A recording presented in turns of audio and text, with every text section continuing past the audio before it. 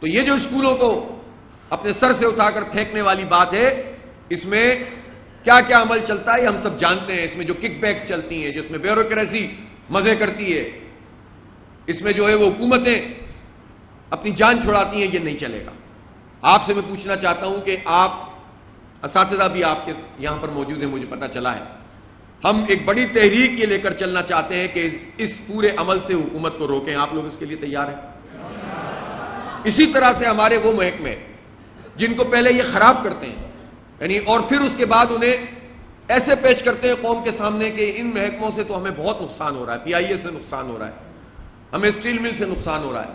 میں پوچھنا چاہتا ہوں پیپلز پارٹی اور نون لیگ سے اور پھر پی ٹی آئی سے بھی 3-3.5 سال چلے ان کی بھی حکومت رہی ہے، لیکن یہ لوگ تو 35, 40, 50 سال سے حکومت کر رہے ہیں. تو یہ بتائیں کہ پاکستان اسٹیل اگر 2008 میں پروفیٹیبل ادارہ تھا تو وہ نقصان میں کیسے گیا؟ اس کو کون پکڑے گا؟ ان کرپٹ لوگوں کو کون لٹکائے گا؟ ان کو چھوڑ دو، کرپشن کرو، تمام اس کا را مٹیریل بیچ کے کھا جاؤ، مشینوں کو برباد کر دو، اور پھر کہو کہ پرائیویٹائز ہونا چاہیے اس لیے کہ سرکار میں چل نہیں رہا. اور ظالموں، جب تم اتنا بیڑا غرق کر دیتے ہو تو کوئی خریدنے والا بھی نہیں ملتا. کتنے سال سے بجائے اس کے کہ اس میں انویسٹمنٹ کر کے اس کو کام کے قابل بناتے، اب اتنے سال سے پیسے لگائے چلے جا رہے ہیں. ملازمت تو اب اچھے خاصے لوگوں کی ختم ہو گئی ہے، اپنے پسند کے لوگوں کو لا کر اوپر کی مینجمنٹ میں بٹھایا ہوا ہے، اور کروڑوں روپے جو ہے وہ اور اربوں روپے سال میں ان کی تنخواہوں کی مد میں جا رہے ہیں، اور اسٹیل مل کچھ بھی نہیں کر رہی. اسی طرح پی آئی اے کا بیڑا غرق کر دیا. یہ بیڑا غرق کرنے والے کون لوگ ہیں؟ یہ بھی تو سامنے آنے چاہیے نا. ان کی تو آپس میں حکومت ہوتی ہے پی ڈی ایم کی، اور یہ مل کر آئینی ترمیم کر رہے ہوتے ہیں، یہ مل کر جو ہے وہ باجوہ کو ایکسٹینشن دے رہے ہوتے ہیں، یہ مل کر جو ہے وہ زینب کے حوالے سے جو بل آ رہا تھا بچیوں پہ زیادتی کا، سزائے موت کا، یہ سب مل کر اس کا تحفظ کرتے ہیں اور سزائے موت نہیں ہونے دیتے ان درندوں کو. یہ مل کر کھاتے ہیں، مل کر پیتے ہیں، بیڑا غرق کرتے ہیں ہمارے ملک کے اداروں کا، اور پھر کہتے ہیں یہ ادارے ہم پر بوجھ ہیں. آپ سب سے بڑا بوجھ ہے جو ہمارے سروں کے اوپر مسلط ہے، فارم 47 کی پیداوار. اس بوجھ کو انشاءاللہ قوم بھی اٹھا کر پھینکے گی اب بہت قریب، انشاءاللہ وہ بھی وقت آئے گا، اس کی بھی تیاری کیجیے آپ لوگ. بہت شکریہ. وآخر دعوانا الحمدللہ رب العالمین. اور جب بھی یہ آزاد ہوگا جہاد سے ہی آزاد ہوگا، اس لیے کہ بھارتی اس کے علاوہ کوئی دوسری بات سمجھتے نہیں ہیں. مذاکرات سے اگر یہ مسئلہ حل ہو رہا ہوتا تو مذاکرات کے تو پتہ نہیں کتنے دور ہوئے ہیں.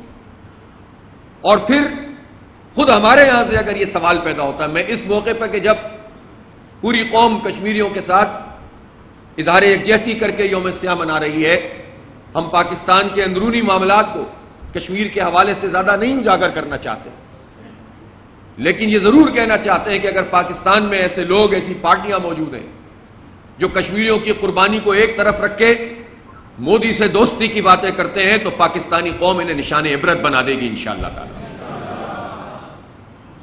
اور میں یہ کہنا چاہتا ہوں خاص طور پر پاکستان مسلم لیگ نون کی قیادت سے کہ کشمیریوں کی قربانیوں کو نظر انداز کر کے اگر آپ مودی سے تجارت اور دوستی اس کی پینگیں بڑھائیں گے تو پاکستانیوں کی طرف سے تمہیں شدید مزاحمت کا سامنا کرنا پڑے گا. اور قوم سے جھوٹ مت بولو کہ کیا کریں، پڑوسیوں سے دوستی کرنی پڑتی ہے، اور ہم تو ابھی میاں صاحب نے فرمایا تھا، بڑے میاں صاحب نے، کہ میں تو جو ہوں مودی سے دوستی کا خواہاں ہوں، چاہتا ہوں کہ وہ آتے ملاقات ہوتی، ہم تو جو ہے وہ بات آگے بڑھانا چاہتے ہیں. تو اس کا مطلب ہے کہ آپ یہ کہہ رہے ہیں کہ تم جاؤ چاہو کشمیر میں کرو، ہمارے نوجوانوں کو پیلٹ گنوں سے فائرنگ کر کے نابینا کر دو، ہماری ماؤں بہنوں کی عزتیں تاراج کر دو، اور ہم تم سے دوستی کریں گے. میاں صاحب یہ دوستی آپ افغانستان سے کیوں نہیں کرتے ہیں؟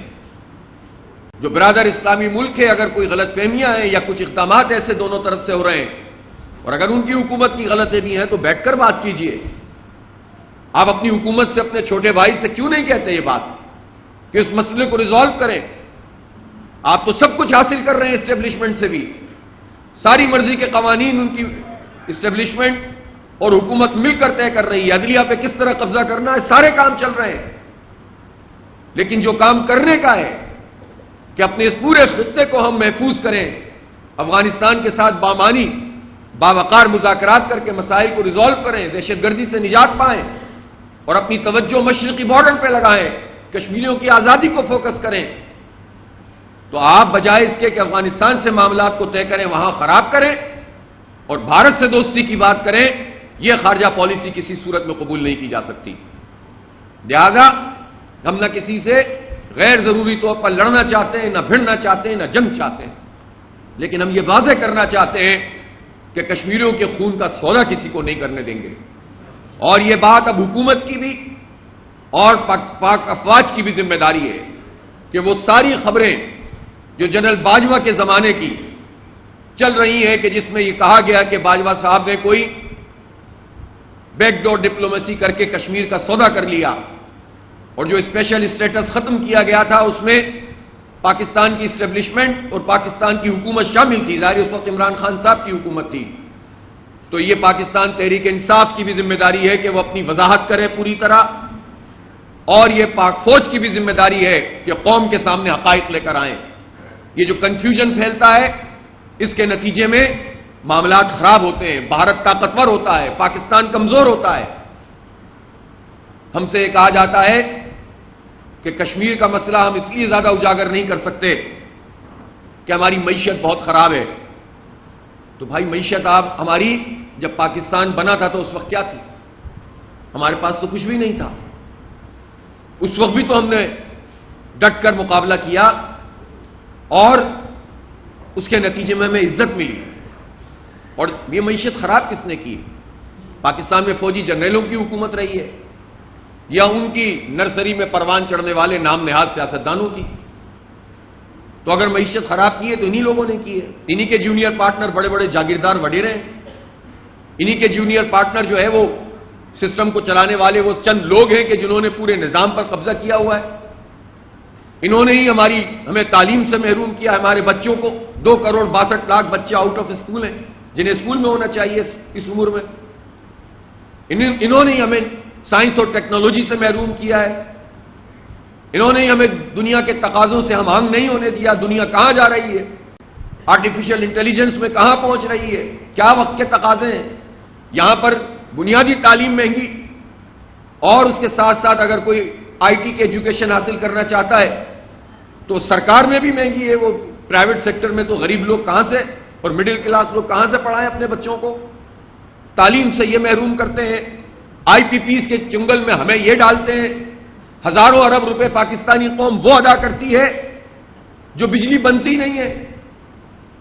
یہ زراعت کے پورے شعبے کو تباہ کرنے والے یہ لوگ ہیں، یہ چند لوگ جن کی حکومت یہاں پر 77 سال سے ہے اور پورے نظام پر ان کا قبضہ ہے، ہر پارٹی میں ان کے بندے ہوتے ہیں، ایک ہی خاندان ہوتا ہے، ایک نون میں ہوتا ہے، ایک پی ٹی آئی میں ہوتا ہے بندہ، ایک جو ہے پیپلز پارٹی میں ہوتا ہے، ایک فوج میں ہوتا ہے، ایک عدلیہ میں ہوتا ہے، ایک بیوروکریسی میں ہوتا ہے، اور پورے ریجن کے اوپر اپنے علاقے کے اوپر ان کا راج ہوتا ہے، اور اس طرح سے انہوں نے پوری سوسائٹی پہ قبضہ کیا ہوا ہے۔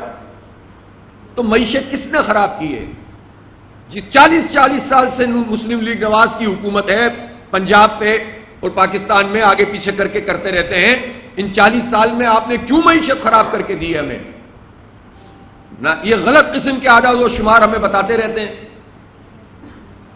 اگر معیشت دیکھنی ہے تو جائیں گروسری سٹور پر، جو آپ سودا سلف لینے کے لیے جاتے ہیں تو آپ کو پتہ چل جائے گا ملک کی معیشت کیا ہے۔ ملک کی معیشت شہباز شریف کے اعداد و شمار سے نہیں پتہ چلے گی، اورنگزیب کیا نام ہے ان کا، اورنگزیب صاحب وزیر خزانہ، ان کے اعداد و شمار سے نہیں پتہ چلتی۔